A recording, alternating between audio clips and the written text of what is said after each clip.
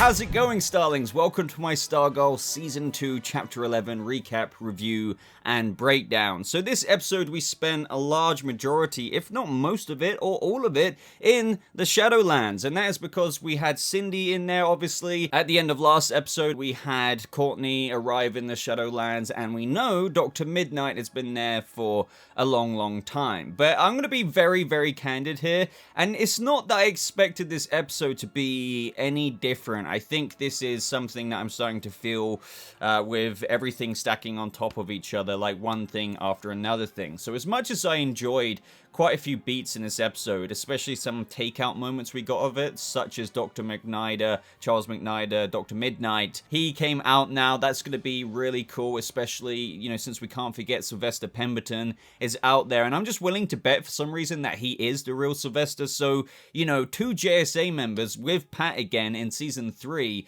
that's going to be wild. And I'm looking forward to that. I just feel like Stargirl is quite slow at the minute. And you know, we're right at the end of the season, more or less.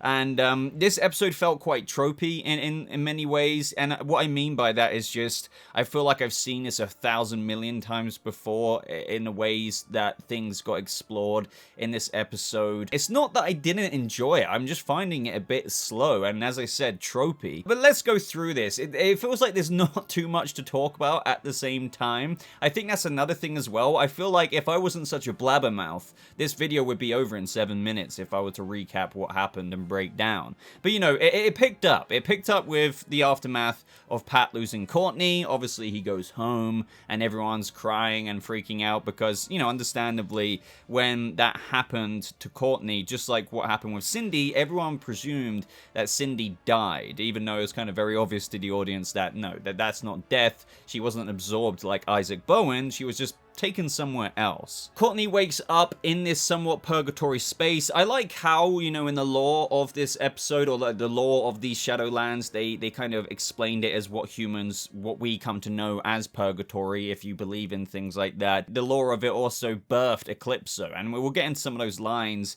a little bit later, but initially she's just being trolled by William Zarek's family. Excuse the notification. Now, I doubt William Zarek's family are somewhat, what we learn later, souls who can be trapped in this purgatory. You can even be trapped in there without going through the puddle the way Cynthia and Courtney were. You can also just go in there through your own torture in the real world, which is another cool aspect. But I'm guessing that the Zarek family was just the subconscious projections of Courtney, because as we know, the Shadowlands usually consists of this swirling mist. That's what it's like in its raw form. But as we know from Dr. Mid-Nite, with his goggles, he can see it in its true form, but other than that, it will be brought up and consisting of your subconscious constructs, really. That's what you see when you're going about, and it's always trying to bring out your worst fears or your guilts, or trying to make you angry and raged. So eventually, as Cindy later explained, your soul is eventually torn apart by your nightmares, and I guess that's a way that Eclipso will always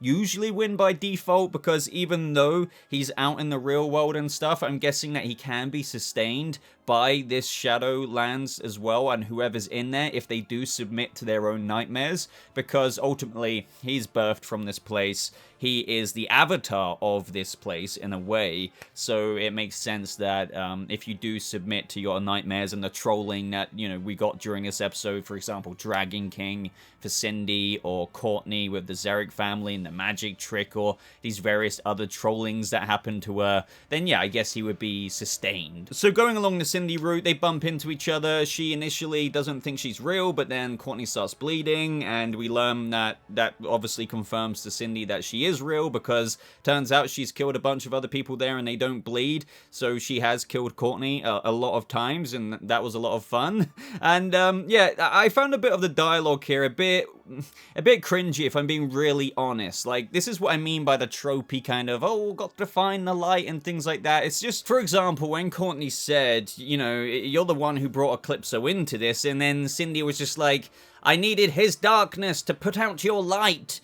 It's like, really? Like, is that what a character's really going to say? That's what, I mean, I know she wanted to be Courtney, and I guess she wanted to start the ISA. It's just like, it's hard for me to like digest her sole reason was to get Eclipso's darkness. I needed to equip his darkness to put out your light, Courtney.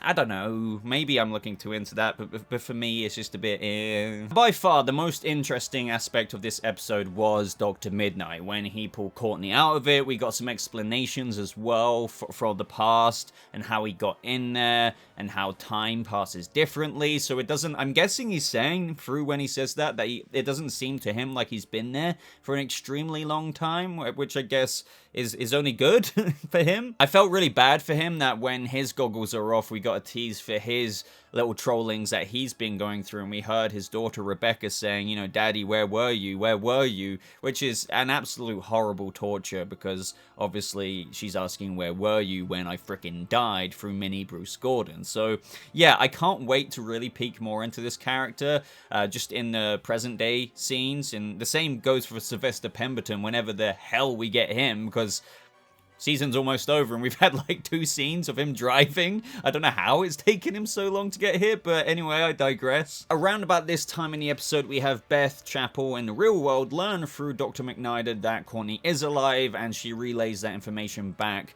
to Pat and everyone, and they try and come up with a way to locate the Shade so that he can open this barrier to let McNider out, as well as Courtney and Cindy, but they had to locate the Shade, which is where they had to use Jenny's Green Lantern ring, which was a really cool way of doing it. And there were 2 signature marks on the map, the little construct of Blue Valley, which I thought was awesome, by the way. I love seeing the Green Lantern constructs. That's always going to be a little win for me whenever I see anything like that. And I thought they were going to go the direction, I don't know if anyone else thought this, that because there were 2 marks, that it meant that the other one was Eclipso, and I thought they were going to play a thing where they would actually run into Eclipso first rather than the Shade, because, yeah, sure, the mark was meant to show the Shade, but we know that Eclipso and the Shade both have their powers and, you know, somewhat birthed from the Shadowlands. So I thought that would have been a cool route to go down, but unless I'm going crazy, the 2 marks didn't really amount to anything. They ended up finding the Shade anyway. So back with Courtney and Dr. Mid-Nite, we learned a little bit more about the Shade and how Dr. Mid-Nite actually got trapped here, and was it on purpose, or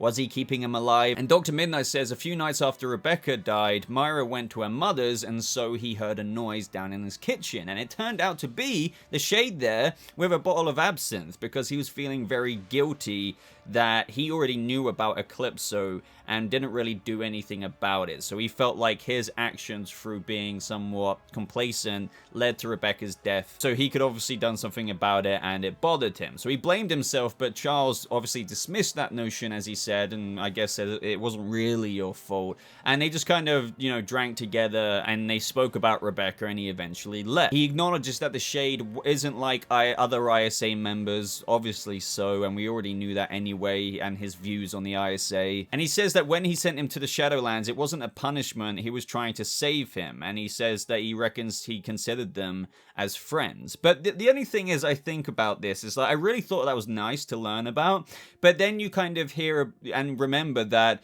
he knew exactly what he was doing when he put Courtney in the situation of being with Eclipso last episode. So for all he knew, Eclipso could have just torn her up and absorbed her soul or whatever. But he didn't really, you know, if he's so nice back then and protected Charles McNider, then I suppose last episode, if you think about it this way, when it comes to survival, maybe the Shade would just do something like that, despite this nice little tale of the past and where he tried to save McNider. But there's another thing that kind of goes against it a little bit later in the episode, where Pat and Barbara go after the Shade, where they found out the location of where he's kind of hiding out, which is a movie theater, and where he's, you know, really succumbing to his wounds now.